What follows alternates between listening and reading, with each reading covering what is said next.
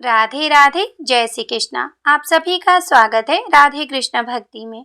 आज की इस वीडियो में हम दुर्गा सप्तशती का दूसरा अध्याय सुनेंगे, जिसमें हम देवताओं के तेज से देवी की उत्पत्ति और महिषासुर की सेना का वध सुनेंगे। कथा सुनने के लिए आप हाथ में थोड़े से फूल या फिर अक्षत ले लें। तो चलिए अब हम कथा शुरू करते हैं। महर्षि मेधा बोले, प्राचीन काल में देवताओं और असुरों में पूरे 100 वर्षों तक घोर युद्ध हुआ था। उसमें असुरों का स्वामी महिषासुर था और देवराज इंद्र देवताओं के नायक थे। उस युद्ध में देवताओं की सेना परास्त हो गई थी और इस प्रकार संपूर्ण देवताओं को जीतकर महिषासुर इंद्र बन बैठा था। युद्ध के पश्चात हारे हुए देवता प्रजापति श्री ब्रह्मा जी को साथ लेकर उस स्थान पर जा पहुंचे जहां भगवान शंकर विराजमान थे। देवताओं ने अपनी हार का सारा वृत्तांत भगवान श्री हरि विष्णु और शंकर जी से कह सुनाया।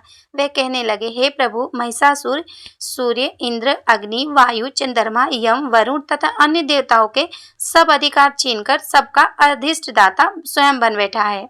उसने समस्त देवताओं को स्वर्ग से निकाल दिया है। अब वे मनुष्यों की तरह पृथ्वी पर विचर रहे हैं। दैत्यों की सारी करतूतें हमने आपको सुना दी है और हम आपकी शरण में इसलिए हैं कि आप उसके वध का कोई उपाय सोचे। देवताओं की बातें सुनकर भगवान श्री हरि विष्णु और शंकर जी को दैत्यों पर बड़ा गुस्सा आया। उनकी भौहें तन गई और आंखें लाल हो गई। गुस्से में भरे हुए भगवान विष्णु के मुख से महान तेज प्रकट हुआ और उसी प्रकार का तेज भगवान शंकर जी, ब्रह्मा जी और इंद्र आदि दूसरे देवताओं के मुख से भी प्रकट हुआ। फिर वह सारा तेज एक में मिल गया और तेज का वह पुंज ऐसे दिखता था जैसे कि ज्वालामान पर्वत हो। देवताओं ने देखा कि उस पर्वत की ज्वाला चारों ओर फैली हुई थी और देवताओं के तेज से प्रकट हुए उस तेज की किसी अन्य तेज से तुलना नहीं हो सकती थी। एक स्थान पर एकत्र होकर वह तेज एक देवी के रूप में परिवर्तित हो गया और अपने प्रकाश से तीनों लोकों में व्याप्त जान पड़ा। भगवान शंकर का जो तेज था उससे देवी का मुख प्रकट हुआ। यम के तेज से उनके सिर के बाल बने।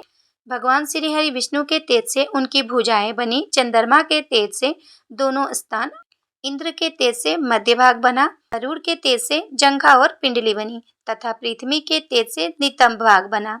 ब्रह्मा के तेज से दोनों चरण और सूर्य के तेज से उनकी अंगुलियां बनी। वसुओं के तेज से हाथों की उंगलियां और कुबेर के तेज से नासिका बनी। प्रजापति के तेज से उनके दांत और अग्नि के तेज से उनके तीनों नेत्र बने।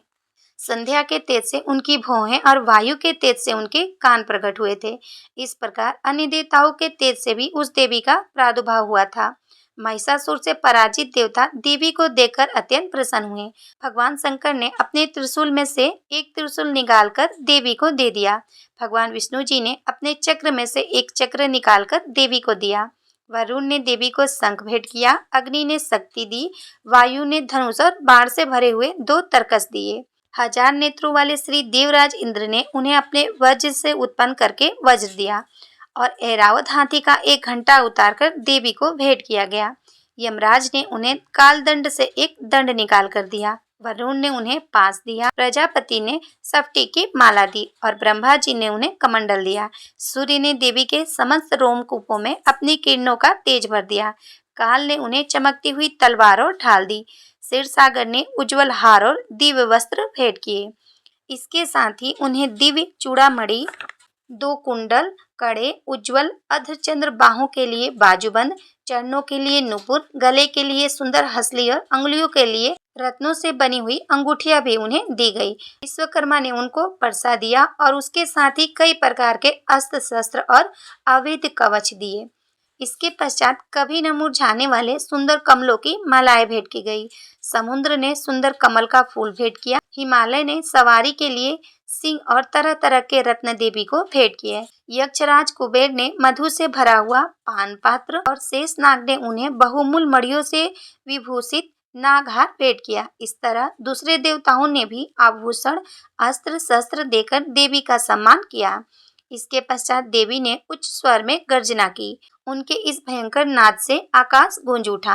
देवी का वह उच्च स्वर से किया हुआ सिंहनाद कभी समा न सका। आकाश भी उनके सामने छोटा प्रतीत होने लगा। उससे बड़े जोर की प्रतिध्वनि हुई, जिससे समस्त विश्व में हलचल मच गई।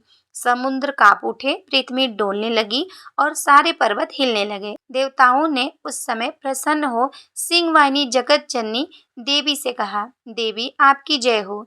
इसके साथ महर्षियों ने भक्ति भाव से विनम्र होकर उनकी स्तुति की। संपूर्ण त्रिलोकी को भयभीत देकर दैत्यगण अपनी सेना को साथ लेकर और हथियार आदि सजाकर उठ खड़े हुए। महिषासुर के क्रोध की कोई सीमा न थी। उसने क्रोध में भरकर कहा, यह सब क्या उत्पात है।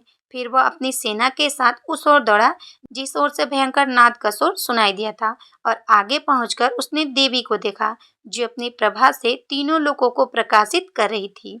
उनके चरणों के भार से पृथ्वी दबी जा रही थी। माथे के मुकुट से आकाश में एक रेखा सी बन रही थी, और उनके धनुष की टकार से सातों पाताल लोक क्षुब्ध हो रहे थे।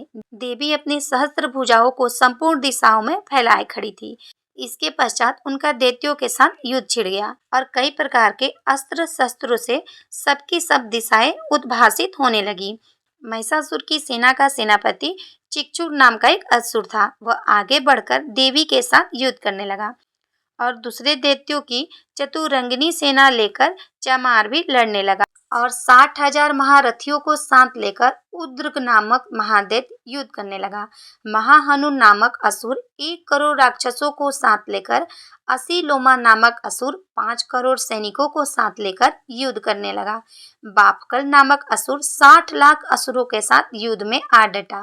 परिवारित नामक राक्षस हाथी सवार घुड़सवारों के अनेक दलों तथा 1 करोड़ रथ सवारों सेना लेकर युद्ध करने लगा। विडाल नामक असुर 5 अरब रथियों सहित लड़ने लगा।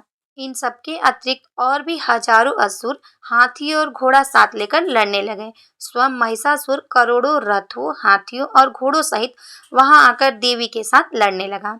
सभी असुर तोमर, भिंदीपाल, शक्ति, मूसल, खगड़ों, फरसों, पटीटसों के साथ रणभूमि में देवी के साथ युद्ध करने लगे। कई दैत्य पट्टिस फेंकने लगे और कई अन्य शस्त्रादि। इसके पश्चात सभी दैत्य अपनी अपनी तलवारें हाथों में लेकर देवी की ओर दौड़े और उन्हें मार डालने का प्रयास करने लगे। मगर देवी ने क्रोध में भरकर खेल ही खेल में उन सब अस्त्र शस्त्रों को काट डाला।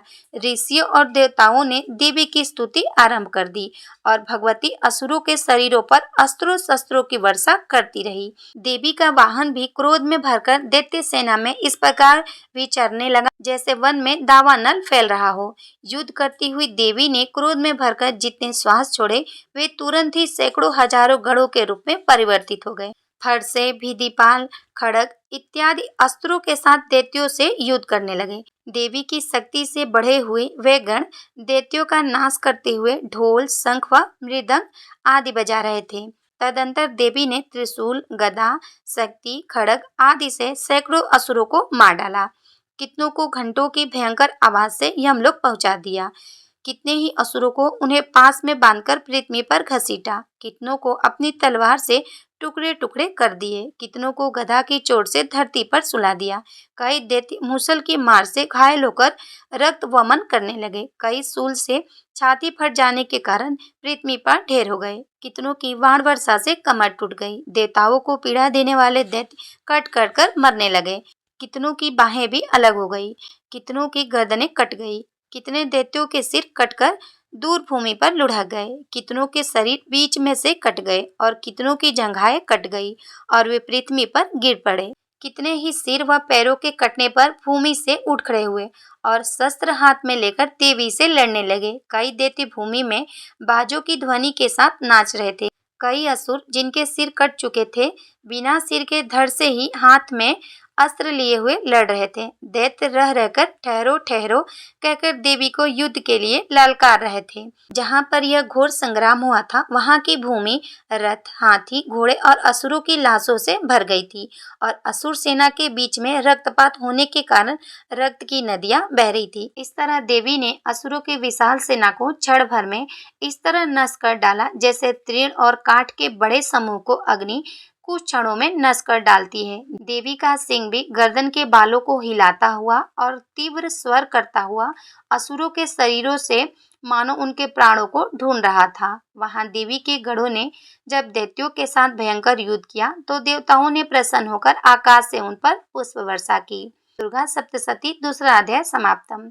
अब आपने जो हाथ में फूल या फिर अक्षत लिया है वो आप माता रानी के पास अर्पित कर दे।